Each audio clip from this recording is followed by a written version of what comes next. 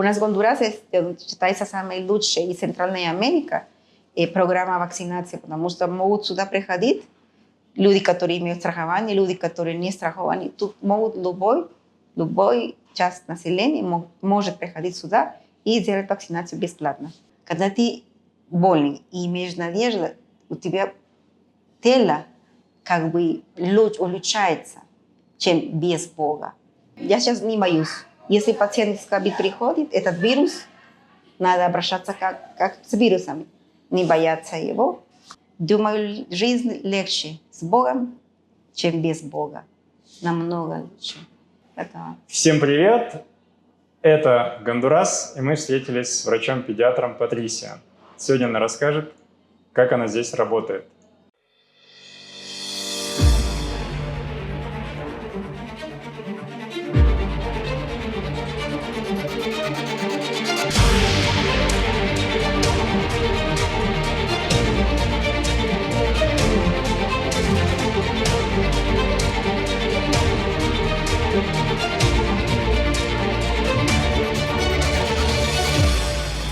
Патрисиа, скажите, пожалуйста, как давно вы были в СССР и как тяжело вам вообще русский язык был?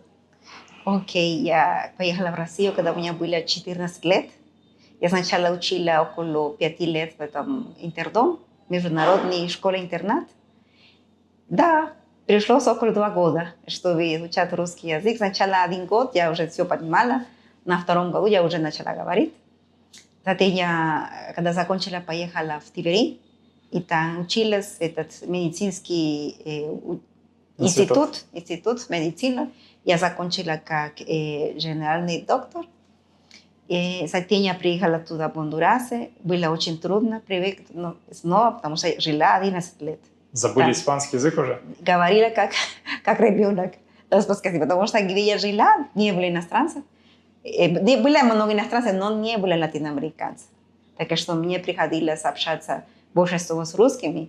Были из Индии, Арабии и Африка. Но у нас общий язык был русский язык.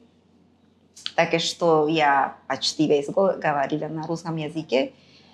Вы знаете, как медицина в России, она большинство превентически, можно сказать, но не очень много дают возможность делать практику.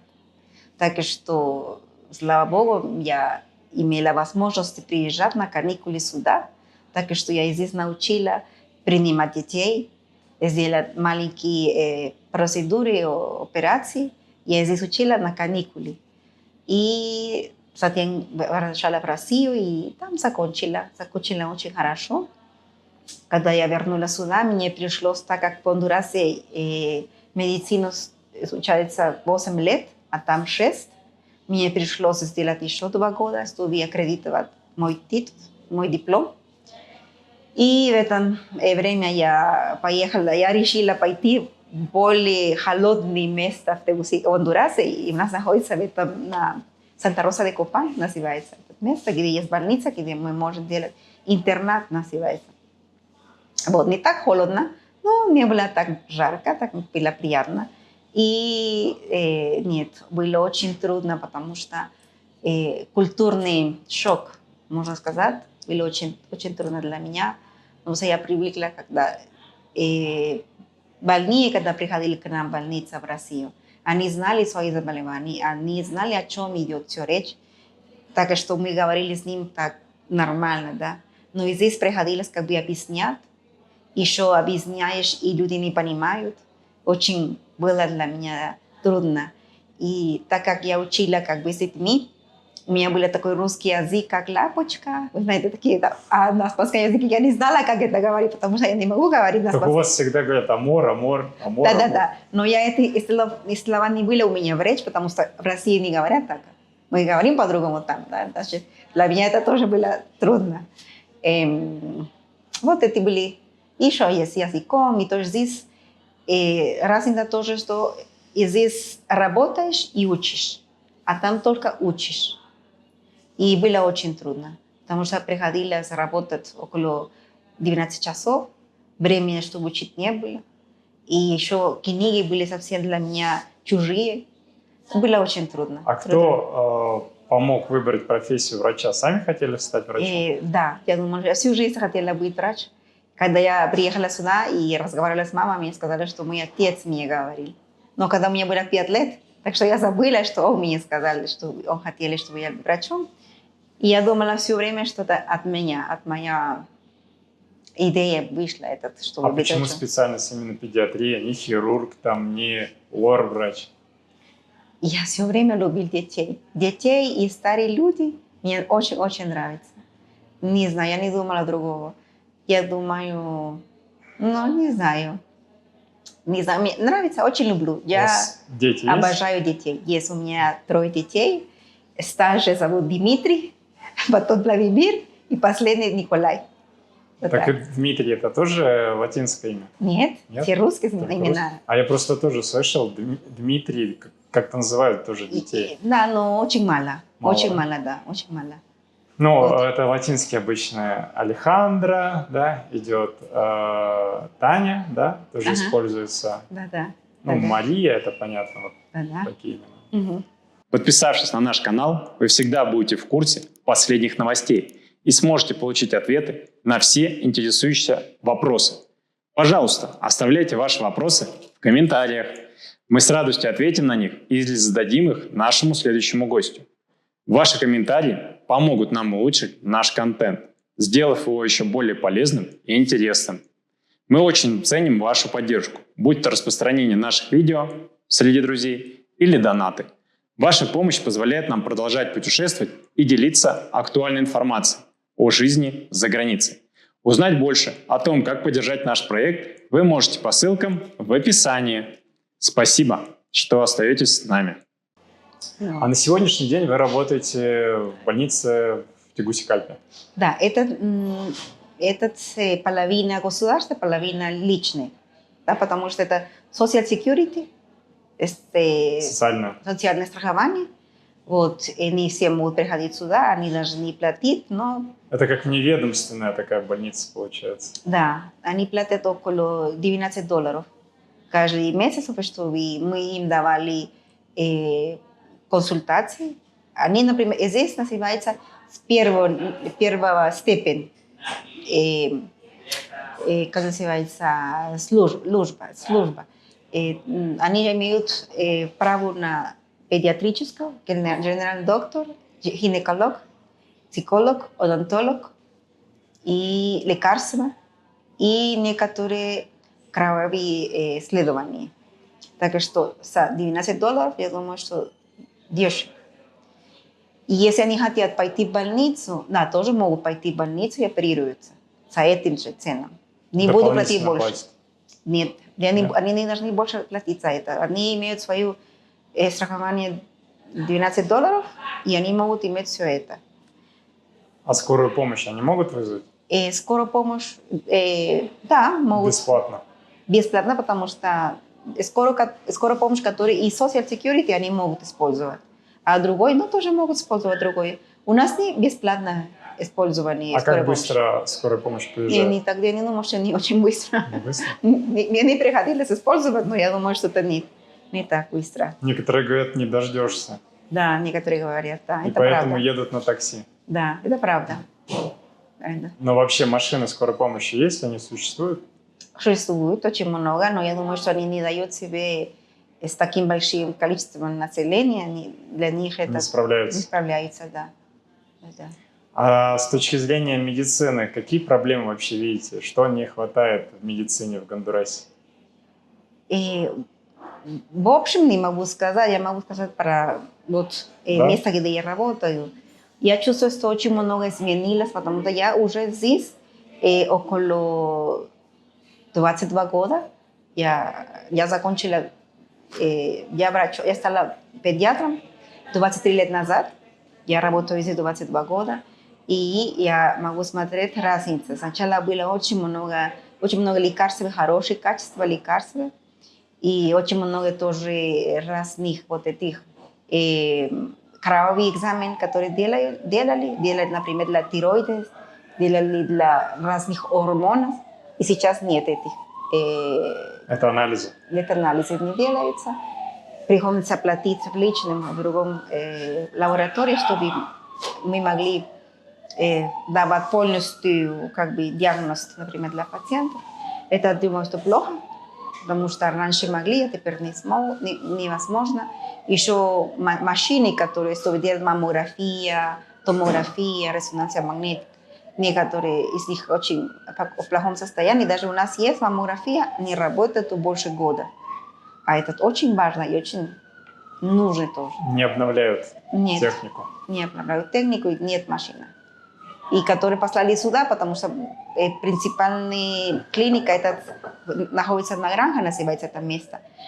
Они имеют новые машины, когда купили, и старые послали сюда. Но старые тоже не хорошо работали, так что сломаются.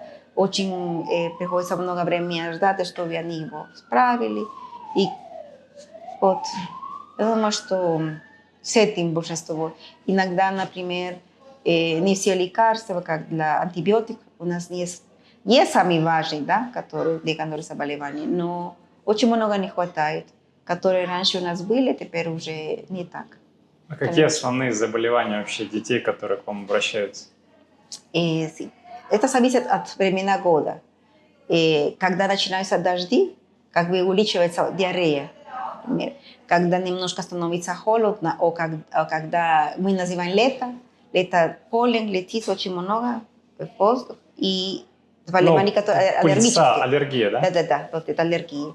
Бронхитис, астма, диарея, кожные заболевания. И очень много тоже вот детей, которые приходят здоровые, дети, которые новорожденные, тоже мне приходится очень много смотреть. Так как у нас здесь очень много врачей, general доктор, они смотрят... врач общей практики. Общей практики, да. Они смотрят большие детей, дети больше 5 лет, они могут смотреть, и взрослые тоже, да. И педиатрам дают, у нас 4 утром и 3 вечером, педиатр. А вы новорожденных даже смотрите? И мы смотрим сами маленьких, и меньше 2 лет, и новорожденные. И сейчас, например, сегодня я увидела около 5 новорожденных, 9 дней, 17 дней, 8 дней, 1 месяц, 40 дней. И другие, которые заболевания, например, как сказала, диарея, астма, сегодня я видела 2 детей, которые с астма. Но они, которые приходят сюда, они стабилизированы. Не то, что они в этом ситуации сложная, потому что они знают, что те, которые имеют очень, например, кризис из астмы, они сразу идут в больницу. Принципиальная больница, которая у нас есть, но которые чувствуют себя более-менее не так плохо, они приходят сюда. А ковидные заболевания, вот когда ковид был, как вообще вы этот этап проходили? Тяжело было? Было очень интересно, потому что мы все приходили работать. И первые 2 месяца педиатров и гинекологов, они все были в одной комнате. Мы только держали свои челюсти, так? Мы не могли ничего делать. Это первые 2 месяца. А затем было так много пациентов, что нам пришлось пойти и смотреть взрослых.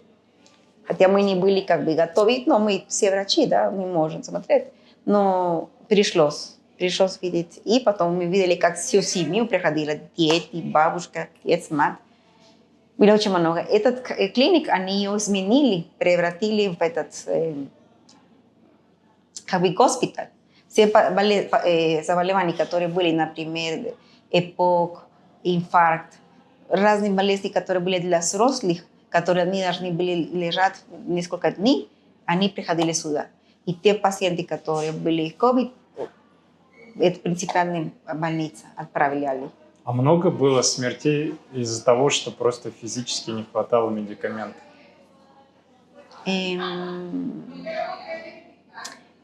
Нет, я думаю, что нет. За то, что не было такого? Нет, я думаю, не то, что не хватало медикаментов, потому что даже мы не знали, как лечить. Это был опыт, мы стали изучить. Думаю, что они умирали за счет осложнений, которые приходили. Вы знаете, что когда приходят с 2 заболеваниями, например, взрослые, которые имеют диабетес, которые имеют нефрологические патологии, и вдруг тоже COVID. Это люди, которые умирали, которые были, и которые не верили. Потому что тоже были очень много людей, которые не верили, даже врачи много умерли, потому что они не верили, они не ощущали себя хорошо. И поэтому осложнялось свои заболевания. Вот. А когда начали вакцинацию делать? Вакцинацию.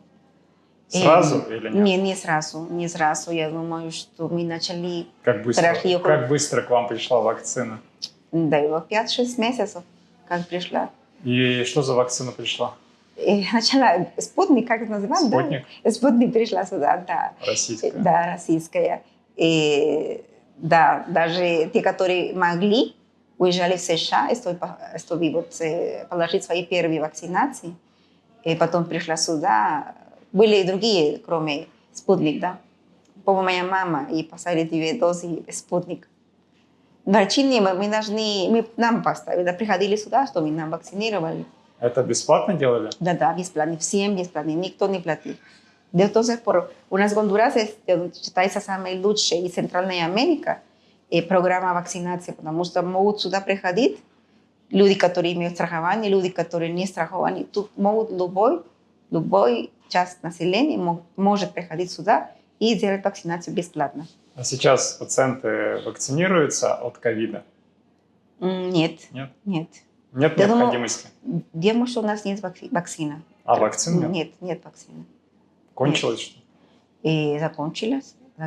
А если пациент желает, то вы говорите нет, он идет за свой счет, делает клинику платную, да? Да. Угу. Вы за границей, вдали от дома и нуждаетесь в медицинской помощи? Доверьтесь компании Росмедицина, вашему надежному партнеру в области здравоохранения. Мы специализируемся на предоставлении экстренной медицинской помощи в России и странах Латинской Америки. Наши главные приоритеты – здоровье и благополучие наших пациентов. Мы сотрудничаем с лучшими международными госпиталями и службами экстренной помощи, известным своим высоким уровнем медицинской экспертизы и современным оборудованием. Вы можете обратиться в страховую компанию и сообщить о желании получить медицинскую помощь в компании Росмедицина, согласно вашей страховой программе. При нескольких таких обращениях застрахованных ваша страховая компания заключит договор с нашей клиникой, чтобы вы могли напрямую обращаться в Росмедицина и ничего не доплачивать. Наши услуги включают экстренную госпитализацию и медицинскую эвакуацию, медицинский туризм, а также роды за границей с возможностью оформления 2-го гражданства для детей. 5 причин, почему стоит выбрать компанию Росмедицина. Первое. Лицензированная международная клиника с более чем 10-летним опытом работы. Второе. Возможность встречи и проводов пациентов в аэропорту на автомобиле скорой помощи. Третье. Предоставление медицинского самолета для транспортировки больных туристов на родину. Четвертое. Опытные травматологи-хирурги, специализирующиеся на реконструктивных операциях. Пятое. Возможность получения финансовых бонусов и компенсации расходов на лечение. Если вы нуждаетесь в экстренной медицинской помощи, доверьтесь компании Росмедицина.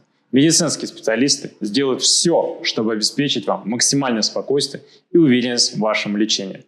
Подробная информация в описании под этим видео. И вот по поводу ковида, если говорить, то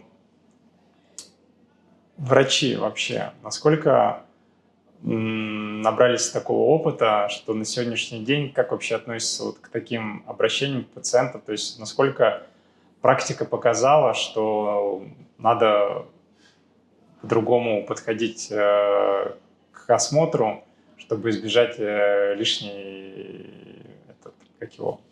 сложности? Да, лишней сложности. Ну, я думаю, что был очень хороший опыт. Очень хороший. Но вы для себя вот как вынесли, что как нужно подходить на сегодняшний день к консультации и осмотру пациента? Например, я сейчас не боюсь. Если пациент с ковид приходит, этот вирус, надо обращаться как с вирусом, не бояться его. Нет лекарства, специфических лекарств, чтобы давать им детьми, чтобы лечить детей, потому что тоже это еще не было как бы... Когда есть какое-нибудь заболевание, новое заболевание, должны изучать все вот эти пациентов, иметь научной базы, что вы Ну да, то есть проводят научные конференции, где рассматривают новые заболевания. И сказать, какой должен быть лекарства, какие должны быть лекарства. Такого нету еще. Для педиатра, я говорю для педиатров.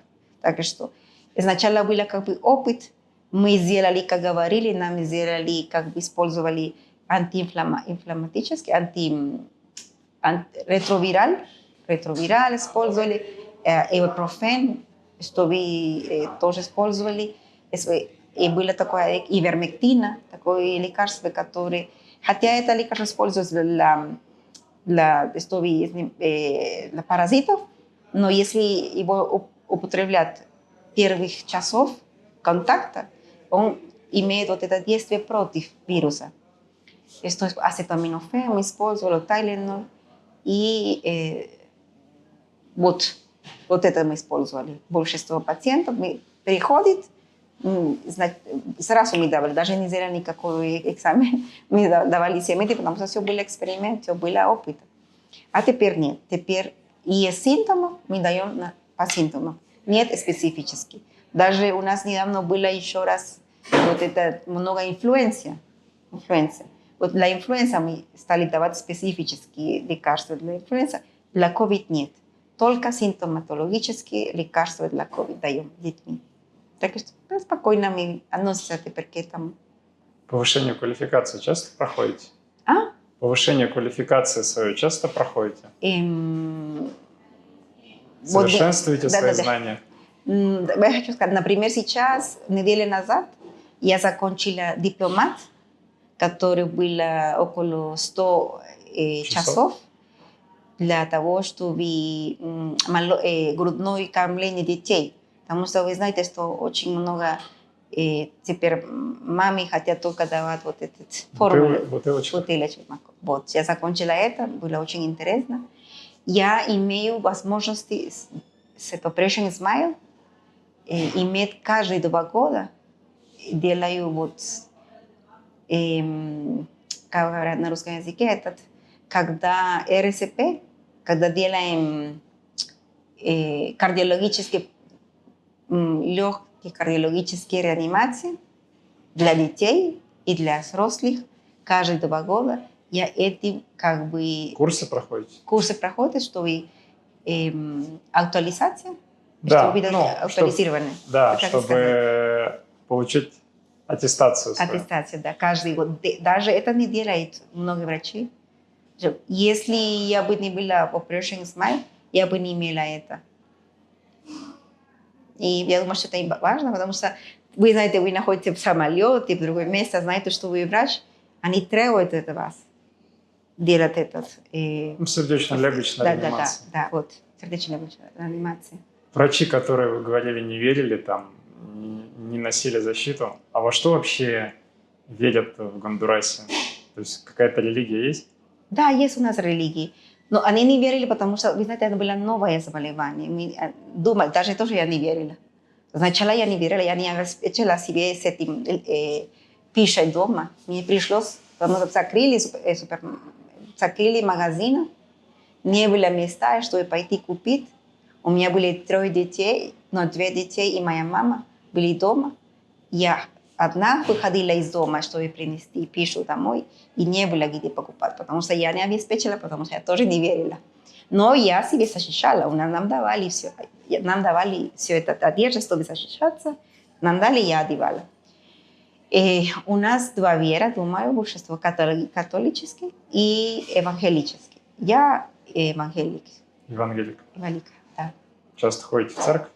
Да, каждую неделю я еще хожу в эту группу, которая у нас есть церковь, мы собираемся в разных домах, и я служу 1 раз в месяц, тоже обучение детей,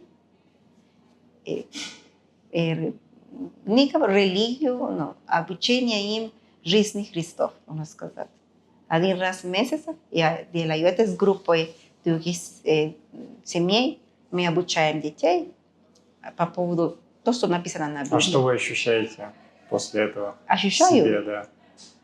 Нет, это... После того, как ходите в церковь, вот обучаете, какое ощущение получаете от этого? Я думаю, что это моя пища, спиритуальная пища. Радуюсь этим и благодарю Бога возможности иметь этот службу. Потому что, думаю, иногда люди хотят служить и не знают, куда идти. И я знаю, куда идти. А вера помогает людям, чтобы они не болели? Нет, я думаю, что нет, не помогают. Я думаю, не культура, воспитанности. Должны быть люди, чтобы знать, как себя беречь. Например, если, как сказать, например, обыкновенная гигиена, которая должна быть дома, это часть из... Частая проблема? Частая проблема, и они должны знать, как... Не связано с религией. Болезни не связаны с религией. Ну, то есть в религии там же душа, да? Да. Вот. А медицина что лечит? Медицина же лечит тело. И душа тоже лечит, да, тело. Медицина же души не лечит. Нет, но Вот. вера, да, Да, верит так душа. если человек верит, входит в церковь, Ага. то есть он, ну, как бы укрепляет свою душу, да? Да. И укрепляя свою душу, тогда он питает свое тело. И тогда тело меньше обращается в больницу, нет? Да, может быть. Может быть. Ну, Я никогда не если думала. он, конечно, ведет правильный образ жизни, Ага. без алкоголя, без наркотиков, без всего этого живет, соблюдает гигиену, вот как вы сказали, проблема, да, то тогда же он питает свое тело вот этим. Я думаю, что да, может быть, потому что очень много заболеваний связаны тоже и с твоей эмоциональностью. Психиатрические расстройства, да. неврологические расстройства, Да, кардиологические, вот основа-то идет. Да. Да. Дело в том, что вы меня спросили, и я начала думать о детей, потому что, вы знаете, я лечу детей. И дети, они не как взрослые.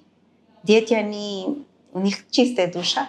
Ну, Да. дети, да, еще неосознанно в этом, как бы, да? Да. И вот суть-то взрослых, которые в церковь ходят, да, и они же понимают, зачем в церковь ходят, Да. привлечь своих детей к этому, научить этому, да, показать, что это есть. Да. Вы знаете, я думаю, что после пандемии очень много изменилось. Люди стали... Больше верить? Думаю, что не то, что связано с верой, это связано с привязанностью к этой вере. Менее привязаны к этому. Как бы ходят, потому что должны ходить. Не потому что realmente действительно чувствуют, что это будет им нужно. Стали меньше людей так думать. И не знаю, как они воспитывают своих детей, если действительно они обучают их детей к этому. Потому что я служу 19 лет. Хорошо? И я могу сказать, что 10% с этих детьми, которые приходят туда, я смотрю 100 детей. Потому что 2 суббота, группа 2 суббота и 2 группа воскресенье. Только 10% действительно родители занимаются своими детьми. Знают Библию, знают, кто такой Давид, кто такой Арка де Ноэ. 10%. Остальные мы должны работать с ними.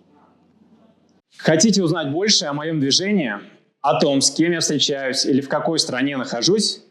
Подписывайтесь и задавайте свои вопросы в нашем телеграм-канале Кажан17. И я постараюсь учесть их на следующей съемке подкаста. Буду рад видеть вас в наших каналах, ссылки на которые есть в описании. Жду ваших подписок и комментариев. Не знаю, что с чем связано, потому что, может быть, родители работают, может быть, действительно не имеют такое сильное отношение, потому что это отношение, не то, что религиозно. Потом я не люблю это слово, потому что религиозное чувство это как бы рядом тебя. Но когда есть отношения, это feliz día с тобой. Не только воскресенье, суббота. Это весь день, 7 дней недели. Мои детей я воспитала таким образом. Они не болели. Они почти не болели, не могли немного. Так вот я к этому вопросу задаю. Поэтому в заключение рекомендации, какие вы бы дали всем, чтобы дети меньше болели, меньше обращались к врачам, и как вот им настроить такой баланс понимания и развития своего? И совет, ваш совет, ваш опыт медицинский, что подсказывает? я думаю, что не хватает в Гондурасе, это как бы сказать, изучение, можно сказать. Нет, мне сложно. Знания. Но даже, люди должны как бы знания, но откуда берут они знания? Здесь плохое образование? Неплохое образование, дело в том, что она поверхностная, я думаю. Дело в том, что хорошая, но насчет информации, которая, не знаете, математика, вот все эти разные предметы, но нет такой изучения, нет, действительно, принципы только дают на веру. Я думаю, что это не хватает. Не хватает веры? Нет, не хватает принципов, не знаю, как сказать.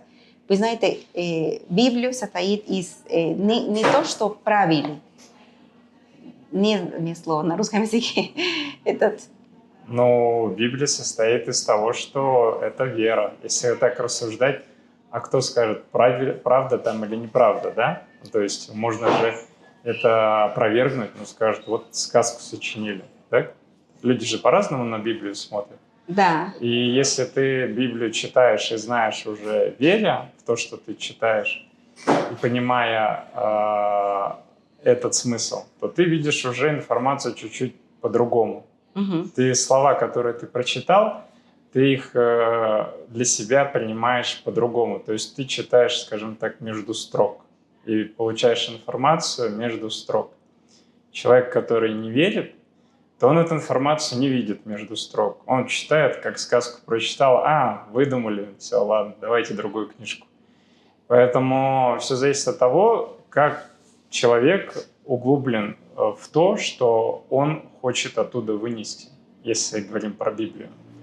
А с верой, если человек живет, то он может для себя открывать какие-то новые возможности, новые перспективы вокруг себя. То есть он мир смотрит по-другому, скажем так, да, не в грязных, скажем так, очках, а протертых.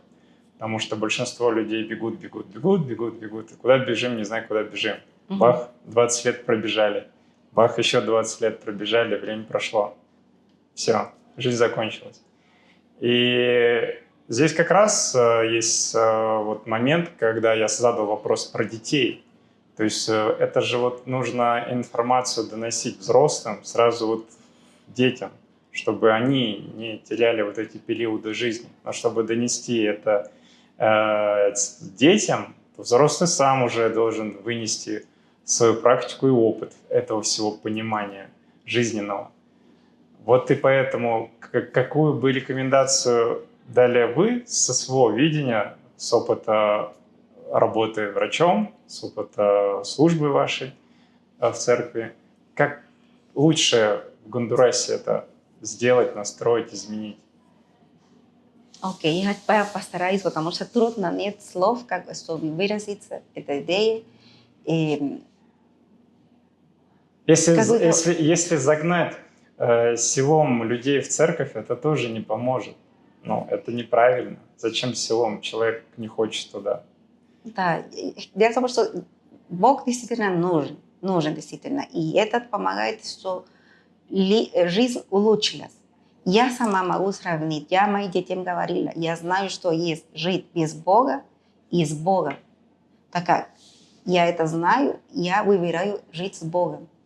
Я все время этом говорила. И тоже говорила им, что не только вы должны получать информацию в разных учреждениях, вы должны тоже быть человеком. А кто вам будет делать человеком? Вера. Хотя есть без Бога очень хорошие люди, люди, которые даже ведут себя, ведут свою жизнь лучше, чем некоторые христиане. Но это не все, это меньшинство. Но если приближаться к Богу, это тебе дает крепость, как мы сказать, сила поддерживать разных ситуаций в жизни, имеешь даже надежду. Когда ты больный и имеешь надежду, у тебя тело как бы улучшается, чем без Бога. Ну, можно сказать так, что Бог помогает твоему телу. Да, помогает телу, да. Какие бы были, да, и как вы сказали, мой совет, да, совет. Вот. Я думаю, что родители должны стараться своим детьми направить к этому дорогу, к Богу, чтобы из разных годов они закрепили эту информацию. И потом, когда они будут рассуждать эту информацию, они примут к себе как настоящее. Но если не показывают родители этим своим примером и не показывают, не читают им вот Библию, которая называется этот мануал, не знаю, жизненный мануал, я говорю мануал, как они будут знать, как себя вести в жизни. Думаю, жизнь легче с Богом, чем без Бога. Намного лучше. И хотя я хотела говорить насчет обучения. Обучение это важно, потому что ты читаешь, и ты начинаешь обсуждать, и начинаешь смотреть правду сам. Потому что наш народ очень ведет себя, что люди говорят, чем что они сами читают про себя. Это важнее, потому что это мнение других влияет на твое мнение, а на твою жизнь. Это не должно быть правильно. Я думаю, что каждый должен принимать свои собственные решения с опытом, со своим чтением. Но здесь трудно этого делать. Трудно этого делать, потому что общество так создано. Но можно изменить. Я думаю, что здесь у нас есть свобода иметь разных религий. У нас очень много церквей. Люди могут пойти туда и начинать изучать для своей жизни, что лучше. И я очень рада, что в Гондурасе есть такой возможности. Наша культура открыта для того, чтобы мы могли иметь Богу, верить Богу, жить как Богу хочет, чтобы мы жили. Вот этот совет бы давала. Если вы не получили ответов на свои вопросы, не расстраивайтесь. Оставляйте в комментариях и подписывайтесь на наш канал. Мы обсуждаем вопросы подписчиков в новых подкастах с жителями Латинской Америки. Жду ваших комментариев, дорогие подписчики.